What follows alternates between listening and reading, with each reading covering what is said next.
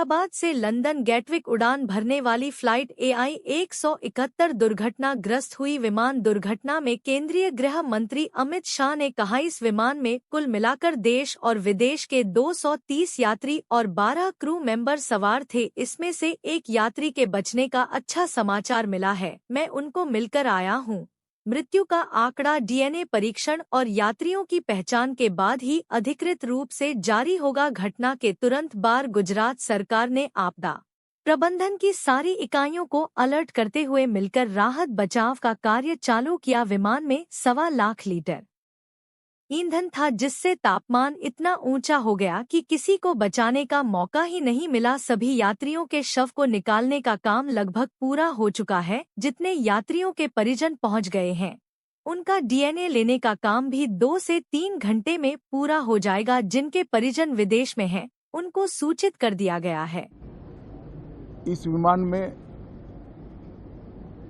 कुल मिलाकर 230 यात्री देश के और विदेश के और 12 क्रू मेंबर सवार थे।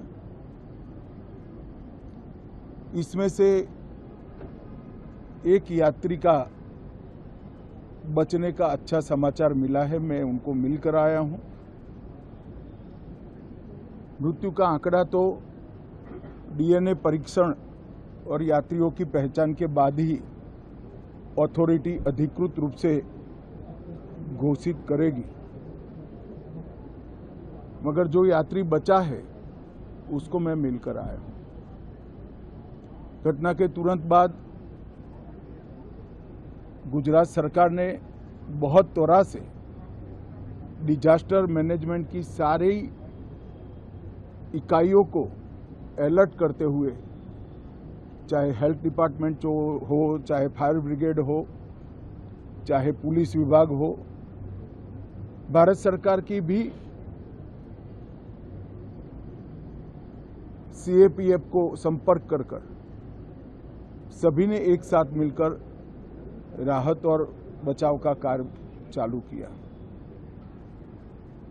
मगर 1.25 लाख लीटर ईंधन विमान के अंदर ही था और लगभग गर्मी तापमान इतना ऊंचा हो गया कि किसी को बचाने की मौका ही नहीं मिला। अब मैं घटना स्थान पर भी जाकर आया हूं। सारे यात्रियों के मृतदेह को बाहर निकालने का काम लगभग समाप्त हो चुका है। जितने यात्रियों के परिजन यहाँ पहुँच चुके हैं, वो सबका DNA लेने की कार्यवाही भी 2-3 घंटों में समाप्त हो जाएगी।